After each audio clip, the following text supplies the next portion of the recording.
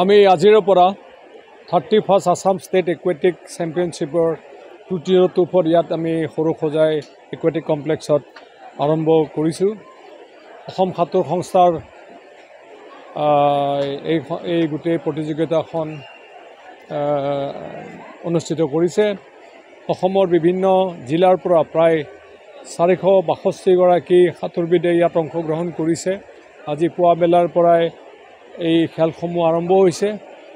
বিভিন্ন কেটেগৰীত junior sub junior open লেভেলত আৰু আমি ইয়াতে অহা দুদিনত ডাইভিং আৰু ৱাটাৰ পলো আয়োজন কৰিছোঁ। আমি যথেষ্ট সঁহাৰি পাইছোঁ। ল'ৰা ছোৱালীবিলাকে আজি ভাল প্ৰদৰ্শন কৰিছে, খেল প্ৰদৰ্শন কৰিছে।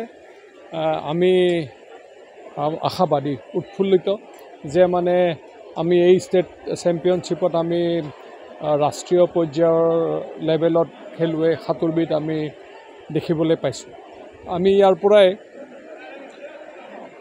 অহা দিনত অনুষ্ঠিত হ'বলগীয়া উৰিষ্যা আৰু মেংগলোৰত সাব জুনিয়ৰ, জুনিয়ৰ আৰু ছিনিয়ৰ, ইয়াৰ পিছত ত্ৰিমান্দ্ৰমত ডাইভিং আৰু ৱাটাৰ পলো, আজি এই খেলখনৰ পৰা নিৰ্বাচন কৰি অসম দলটো গঠন কৰিম আৰু ভাবিছোঁ ভাল হ'ব। আপোনালোকৰ সহায় সহযোগিতা পাইছোঁ, গতিকে আমি ভাল হ'ব বুলি আশা কৰিছোঁ।